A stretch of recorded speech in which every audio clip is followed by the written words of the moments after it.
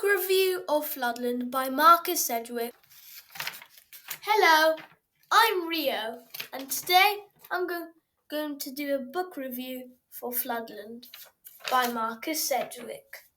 So, the book is generally good, I would say. So basically, this is what the book is about.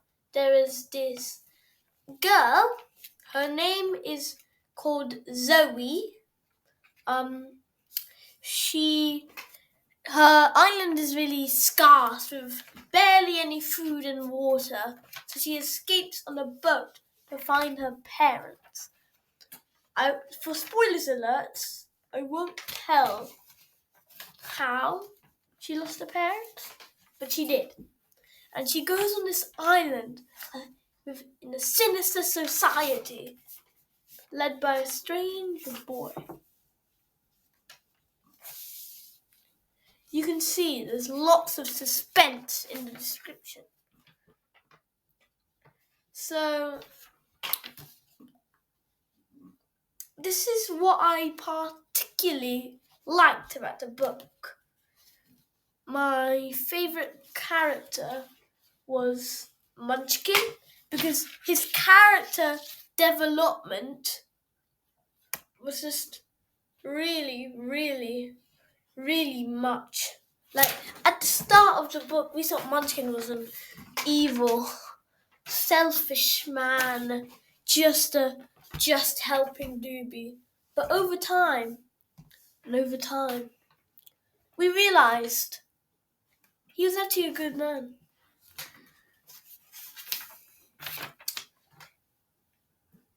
Some of the characters felt so real for me. Like, so real. For example, it's just Zoe losing her parents. How the author made her express her feelings in the book. It felt so real. And the story was filled with suspense. It just kept me guessing what was going to happen. Who had done that? Who done that? For example, what was Doobie going to do once the boat was gone? Is William dead? Or is William not dead?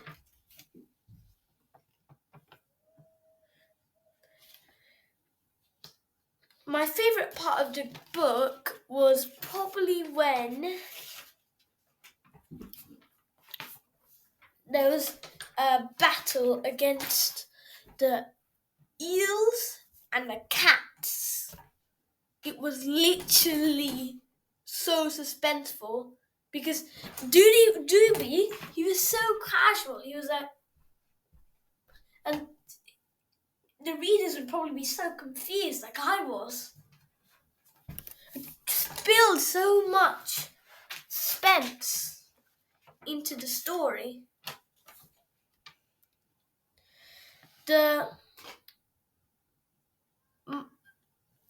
There were certain types of scene written particularly well. For example, the mysterious ones were like, huh? Like, for example, we didn't know really much about William at the start of the book. We were like, huh? Like, he was just so mysterious. Didn't really say that much. Like, he was just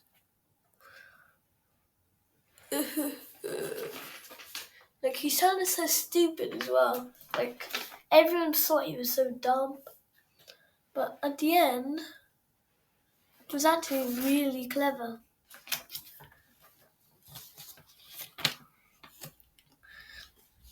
The book made me laugh sometimes with its humour, but not really made me cry. But the story gripped me in some parts on purpose, let me turned on and just made me turn the pages quickly on purpose. It's almost like the author was making me a puppet with his adjectives and I was just moving the page. He was like infiltrating my mind, hijacking it.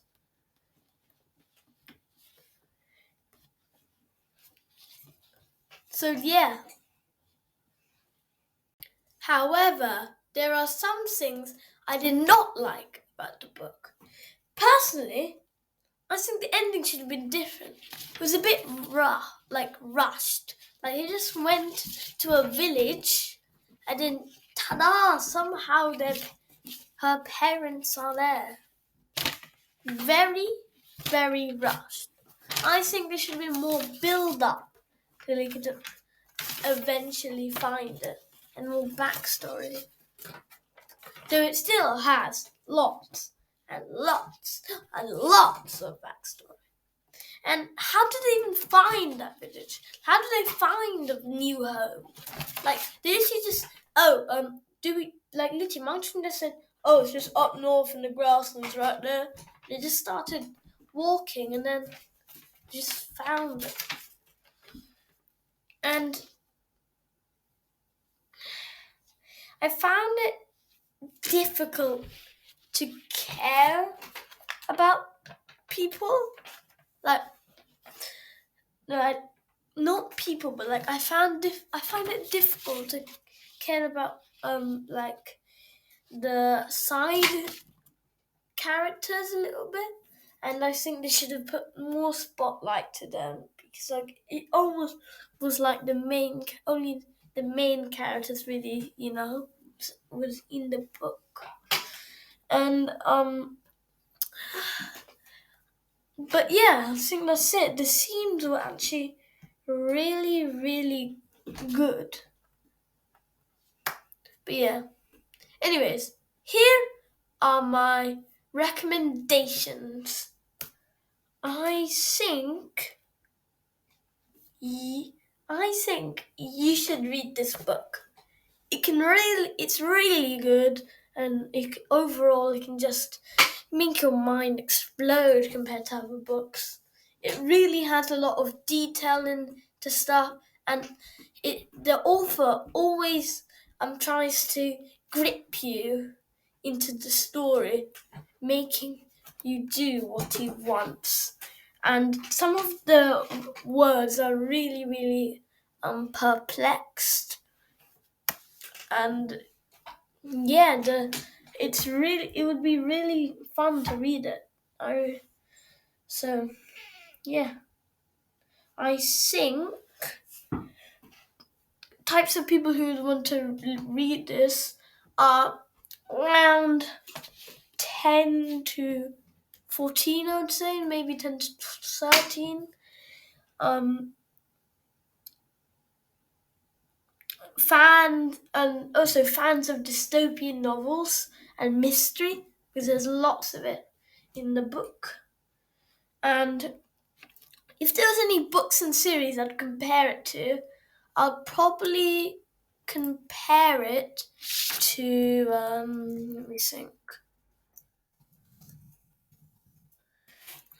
Probably compare it to maybe Windrush Child, because the reason I choose it because it's also very mysterious, and there are lots of backstory, and the main character has also lost his parents, so it really does a deep connection to the Windrush Child and Zoe. Thank you for listening. This is Ria. I rate this 4 out of 5.